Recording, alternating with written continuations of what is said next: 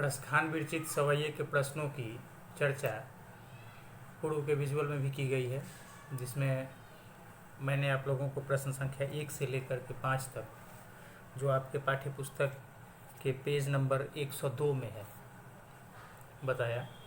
छठा प्रश्न है, चौथे सवैये के अनुसार गोपियां अपने आप को विवश क्यों पाती हैं?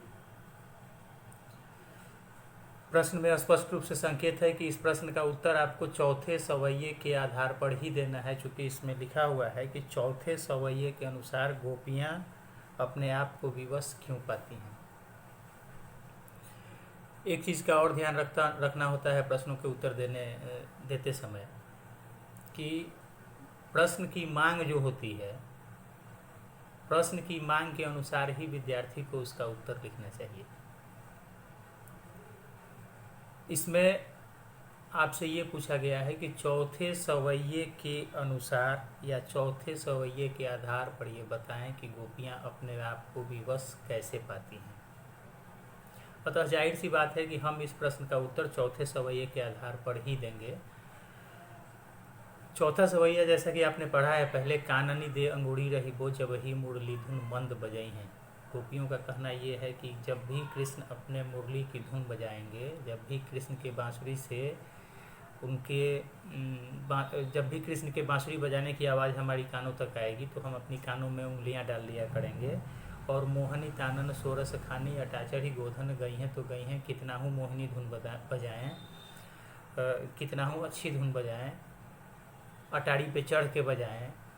अटारी पे चढ़ करके वो गोधन यानी गोधुन होता था एक, जो गायों को चराने के समय कृष्ण बजाया करते थे, उसको गोधुन कहा जाता था। वही यहाँ कहा गया है कि मोहनी तानन सोरस खानी अटाचरी गोधन गई हैं तो गई हैं, टेढ़ी कहो सिगड़े ब्रज लोगिनी काल्ही को कितनों समझई हैं।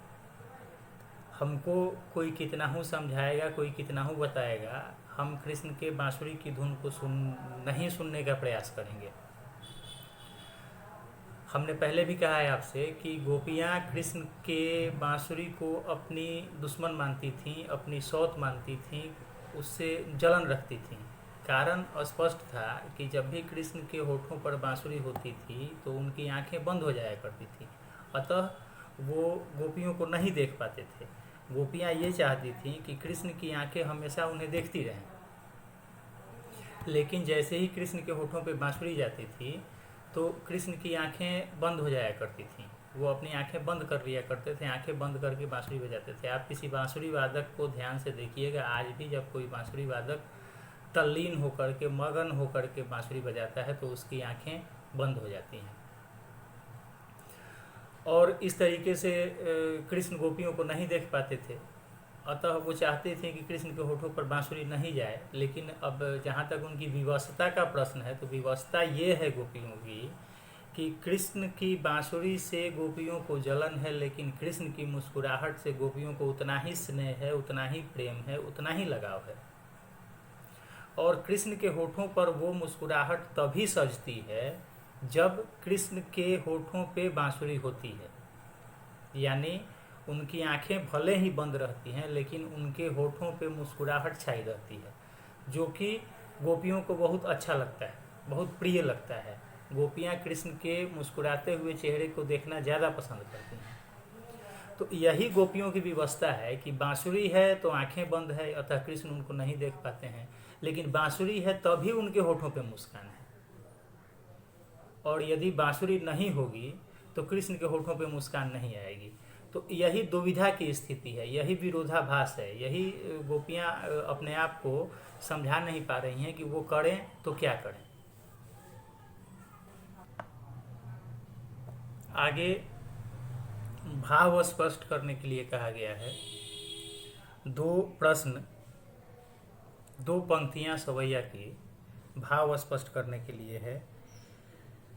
एक दूसरे सवैये से है, क जो है, कोटिक ए कलधौत के धाम कड़ील के कुंजन ऊपर भारों, यह दूसरे सवैये से लिया गया है। तथा ख माई रिवा मुख की मुस्कानी संहारी न जई हैं न जई हैं न जई हैं, ये चौथे सवैये की अंतिम पंक्ति है, जिनका भाव स्पष्ट करना है आपको। कोटिक ए कलधौत के धाम कड़ील के कुंजन ऊपर बाड़ा। एक चहेता, एक प्रेमी अपने प्रेमी के ऊपर सब कुछ लुटा देना चाहता है। सर्वस्व न्यौछावर कर देना ही प्रेम की पराकाष्ठा है। प्रेम में कभी पाने की इच्छा नहीं रखी जाती। प्रेम में हमेशा त्याग का भाव होना चाहिए। प्रेम में हमेशा त्याग का भाव होता है। प्रेम में हमेशा बलिदान का भाव होता है। मोह माया नाम की चीज़ किसी वस्तु विशेष से प्रेम में नहीं होता है, होना भी नहीं चाहिए। वही कोटिक ए कलधौत के धाम कड़ील के कुंजन ऊपर वारों के माध्यम से रसखान ये कहते हैं कि लाखों करोड़ों स्वर्ण जड़ित महलों का सुख हम कृष्ण के आगे न्यौछावर करने को तैयार हैं।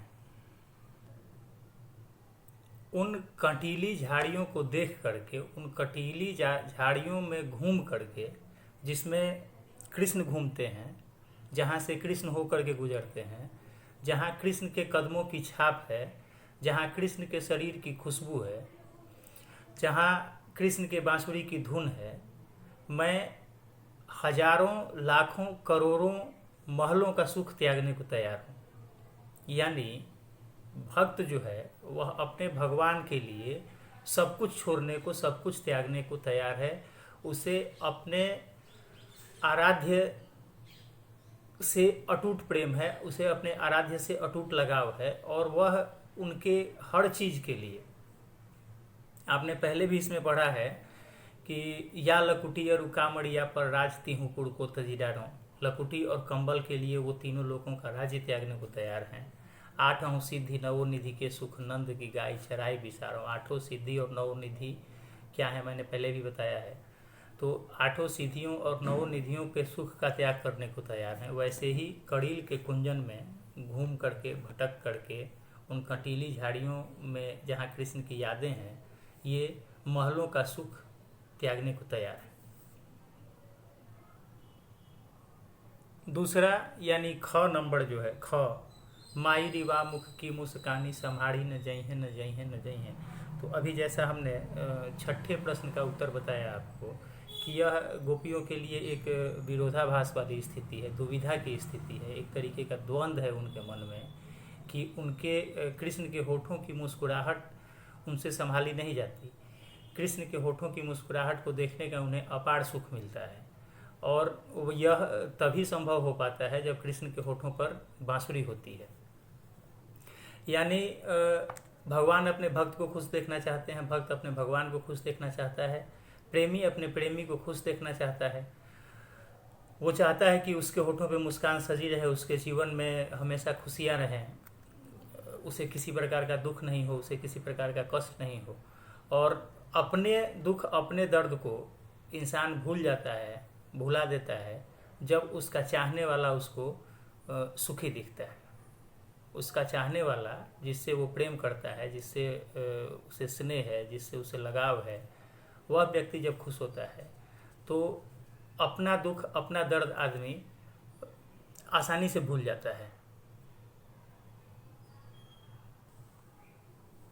अगले प्रश्न में आपसे पूछा गया है, यानी 8 नंबर प्रश्न जो है इस पाठ का, उसमें पूछा गया कि कालिंदी कुल कदम्ब की डारन में कौन सा अलंकार है। कालिंदी कुल कदम्ब की डारन में कौन सा अलंकार है। तो हमने अनुप्रास अलंकार की व्याख्या करते वक्त आपको बताया था कि जब एक ही वर्ण की आवृत्ति बार बार होती है तो वहाँ अनुप्रास अलंकार होता है।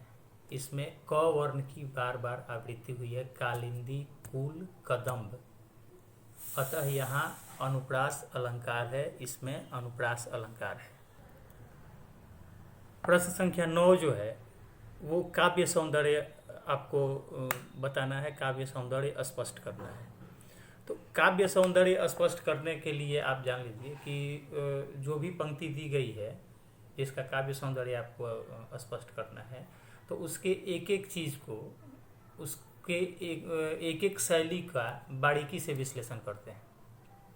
यानी उसमें हम देखते हैं कि कौन अलंकार है, कौन रस है, किस तरीके के शब्दों का प्रयोग किया गया है, उन शब्दों का आपस में तालमेल क्या है, ये सारी चीज़ें हम देख करके या इन सारी चीज़ों इन सारी बातों के संबंध में बता करके हम काव्य सौंदर्य स्पष्ट करते हैं। जैसे हम किसी व्यक्ति के रूप सौंदर्य का बखान करते हैं तो उसके एक एक अंग के बारे में बताते हैं, हर पहनावे ओढ़ावे के बारे में बताते हैं। वैसे ही काव्य सौंदर्य जब स्पष्ट किया जाता है तो काव्य शैली के हिसाब से जितनी बातें हमको उसमें दिखती हैं वो सब कुछ हमको लिख देना होता है, सब कुछ बता देना होता है। आप ध्यान से देखेंगे, मैं लिख करके इसको बताने की कोशिश कर रहा हूँ। आप ध्यान देकर देखें, जिस पंक्ति का आपको काव्य सौंदर्य स्पष्ट करना है वो है, या मुरली मुरलीधर की अधरान धड़ी अधरा न धड़ूंगी।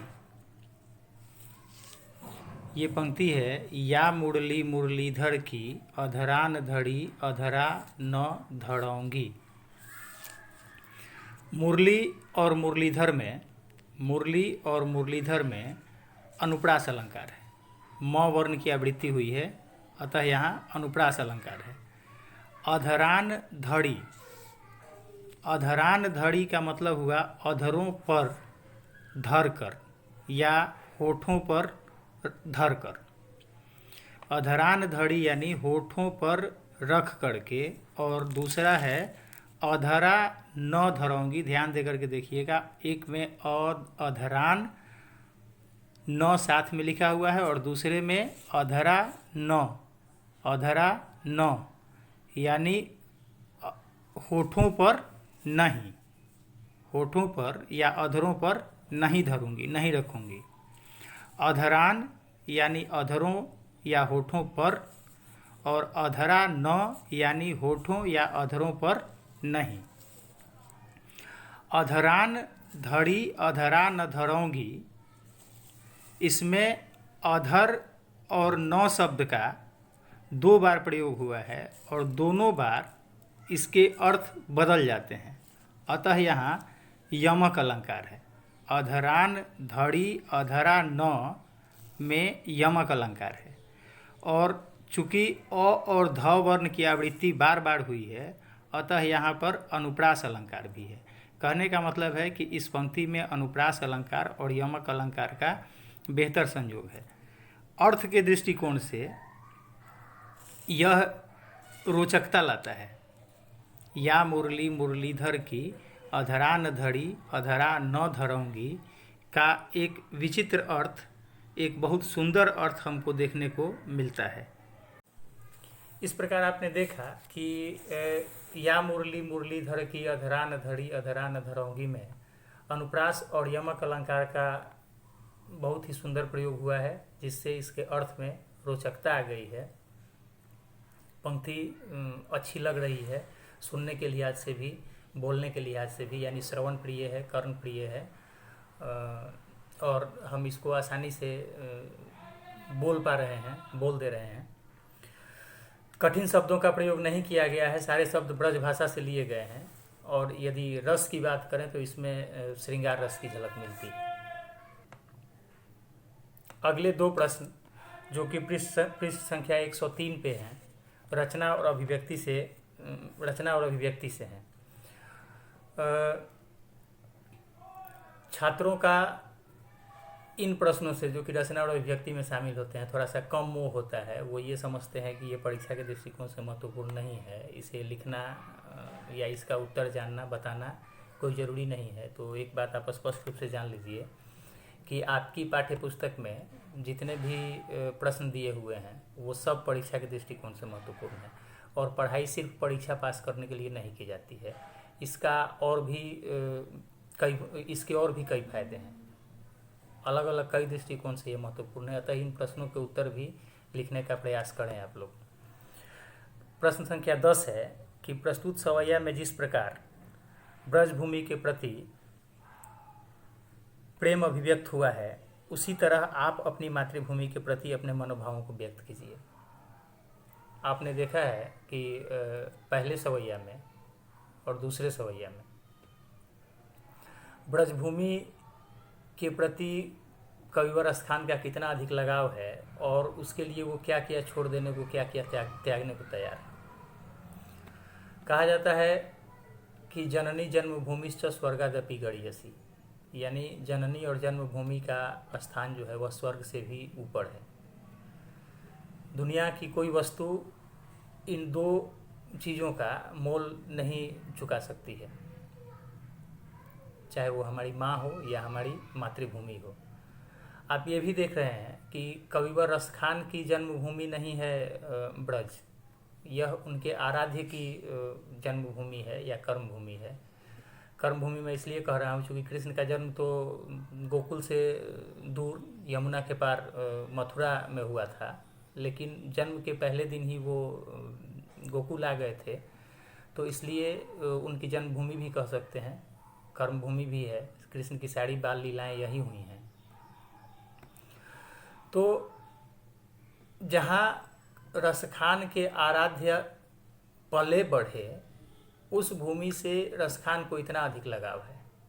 तो जहाँ हमने जन्म लिया है, जहाँ हम खुद पल रहे हैं, बढ़ रहे हैं, जिसकी हवाओं में सांस ले रहे हैं, जिसके अन्न को खा रहे हैं, जिस धरती पे अपना जीवन बिता रहे हैं, उसके प्रति हमारा प्रेम कैसा है, इसको अभिव्यक्त करना है। प्रश्न संख्या 11, रसखान के इन सवैयों का शिक्षक की सहायता से कक्षा में आदर्श वाचन कीजिए। तो शिक्षक की सहायता से कक्षा में तो अभी कोरोना काल के संकट में ये संभव नहीं दिख रहा है। सरकारी आदेश की प्रतीक्षा आपको भी है, हम लोगों को भी है, लेकिन इन सवैयों को याद करने में जो सहायता हमें आपकी हमारी तरफ से करनी है, वो सहायता मैं पूर्व के विजुअल में कर चुका हूँ। आप इसको पढ़िए। हमने कहा था कि इसमें थोड़ी सी पुरानी हिंदी के शब्द हैं जिसको बोलने में आपको कठिनाई होगी, तो मैंने पढ़ के बोल के बताया था, और इसको याद करने का फ़ायदा भी आपको बताया था। इसमें आगे कहा गया है कि आप साथ ही किन्हीं 2 सवैया को कंठस्थ कीजिए। आपका किताब, आपकी पाठ्य पुस्तक में 2 सवैया कंठस्थ करने के लिए कहा गया है। हमने आपको कहा था कि आप चारों कंठस्थ कर लीजिए। चारों सवैया यदि आप याद कर लेते हैं तो इससे संबंधित जितने प्रश्न आपसे पूछे जाएंगे उन प्रश्नों के उत्तर आप आसानी से दे देंगे। मैं पढ़ दे रहा हूँ एक बार फिर से। पहला सवैया है, मानुष हों तो वही रस खानी बसों ब्रज गोकुल गाँव के ग्वारन, जौ पशु हों तो कहाँ बस मेरु चरौनित नंद की धेनु मझारन, पाहन हों तो वही गिरी को जो कियो हरिछत्र पुरंदर धारन, जौ खग हों तो बसेरो करौ मिली कालिंदी कूल कदम्ब की डारन। ये पहला सवैया है। दूसरा है, या लकुटी अरु कामड़िया पर राज तिहूँ पुर को तजिडारों, आठों सिद्धि नवो निधि के सुख नंद की गाय चराई बिसारों, रसखान कबों इन आखिन सो ब्रज के बन बाग तड़ाग निहारों, कोटिक एकल धौत के धाम कढ़ील के कुंजन ऊपर वार। तीसरा है, मोड़ पखासिर ऊपर राखियों गूंज की माल गड़े पहिरोंगी, ओढ़ी पीताम्बर लय लकुटी बन गोधन ग्वारिन संग फिरोंगी, भावत वो ही मेरो रस खान सुतेरे कहो सब स्वांग रचौंगी, या मुरली मुरलीधर की अधरान धड़ी अधरा न धरोंगी। और चौथा है, काननी दे अंगुरी रही वो जब ही मुरली धुन मंद बजई हैं, मोहनितानन सोरस खानी अटा चढ़ी गोधन गई हैं तो गई हैं, टेरी कहो सिगरे ब्रज लोगी निकाल ही कहू कितनो समझई हैं, माई रिवा मुख की मुस्कानी संहारी न जई हैं न जई हैं न जई हैं।